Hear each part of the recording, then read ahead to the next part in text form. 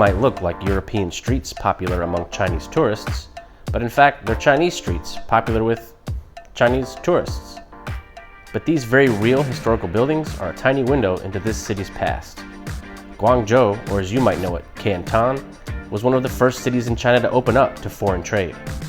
It's been called the Southern Gateway to China. It was in this city that the Silk Road began. And even during the early communist years, while the rest of China turned inward, Guangzhou largely stayed open to international business. Of course, this openness to international trade wasn't all positive, with a wide variety of foreign powers throughout Guangzhou's history vying for control over business, politics, and sometimes even control of the city itself. But the city has endured, and today it's China's third largest, with an annual GDP greater than that of Ireland, Denmark, or Singapore. All this talk of Western colonialism makes me thirsty. Let's go find a beer.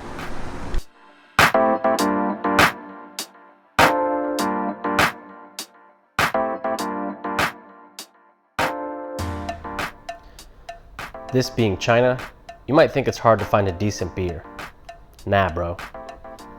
Down this Guangzhou side street, next to a recently demolished building, is the Strand Beer Cafe, which I've heard through the grapevine is a dope place to go for Chinese-made craft beers. I'm the first one here. The Strand brews up a wide variety of tasty ales and a lager or two.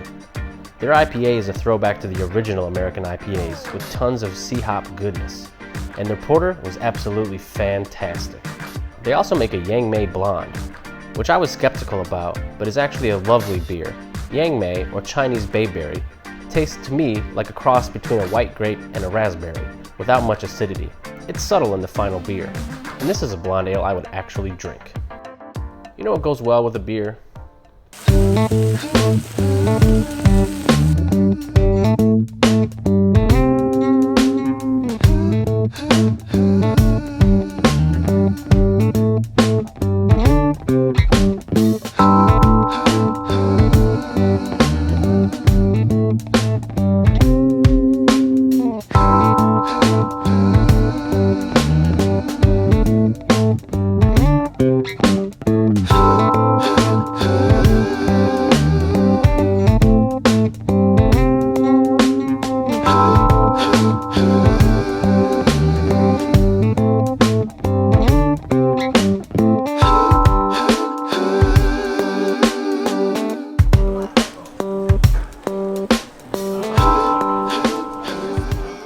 Whew, I need a walk after that one. Every city needs an escape from itself, which is why I'm here at Yushu Park. Let's check it out. As I walked through the park, I heard the faintest sound of singing carrying over the hills. Curious, I followed the sound up the small mountain paths. The 95 degrees and 90% humidity meant frequent breaks. But I pressed on, and eventually I found the source of my curiosity.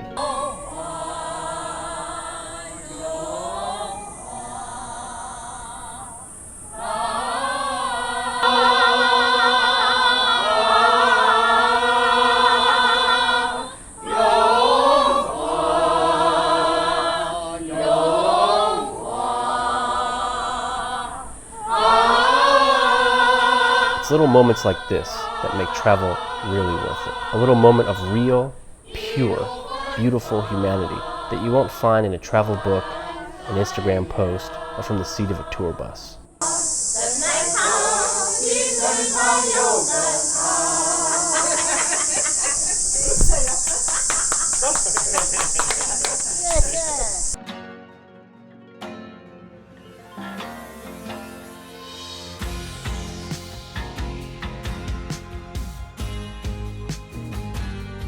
This park is super dope, and I could spend a few more hours wandering through here, but I've sweated all the sweat. It's time to go inside a museum and get a little air conditioning action. Maybe I'll learn something too. This is the Guangzhou Museum. It's dedicated to the city's history. It's even got some Neolithic artifacts.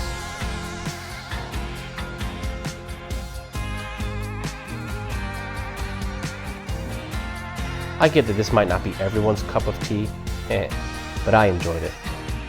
If artifacts behind glass aren't your thing, maybe check out the former presidential palace, which I'm sure is super dope but that I didn't stop at because I was pressed for time.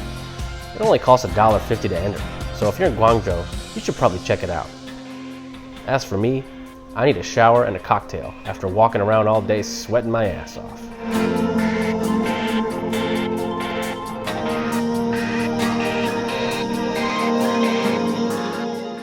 When it gets too hot, you need to get off the street and get yourself a cocktail. And for that, I recommend the Guangzhou Park Hyatt Rooftop Bar.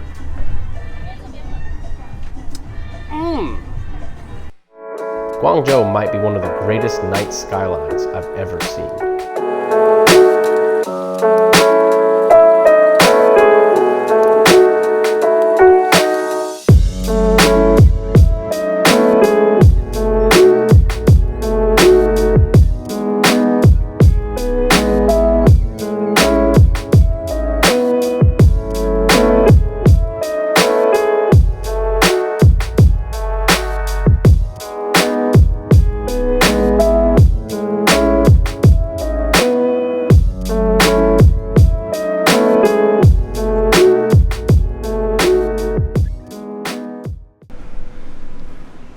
So, Diana and I have a few hours left before our flight, so we came to check out the Red Torii area.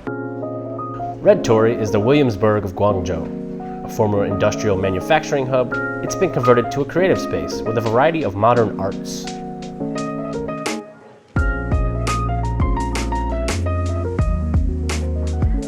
It also has some cool cafes and bars, but make no mistake, you won't find any pretend hipsters here. You'll get the real deal. Most businesses will be closed, service at the ones that are open will be slow, and the social media posts per square meter will be high.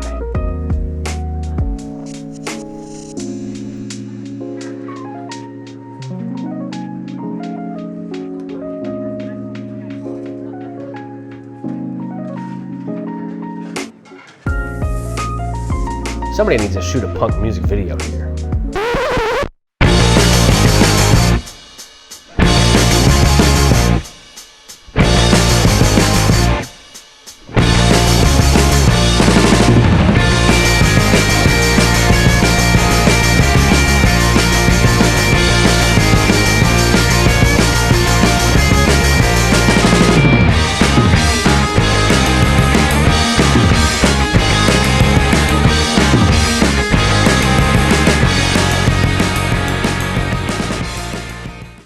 So that's it, peeps.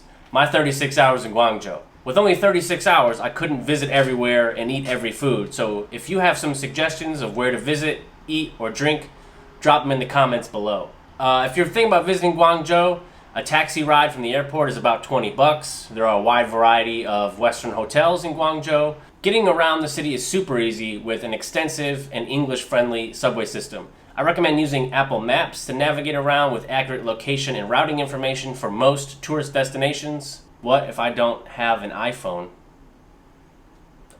I don't understand the question. Why? Did you lose it? Thanks for watching, peeps. Like and subscribe. Until next time.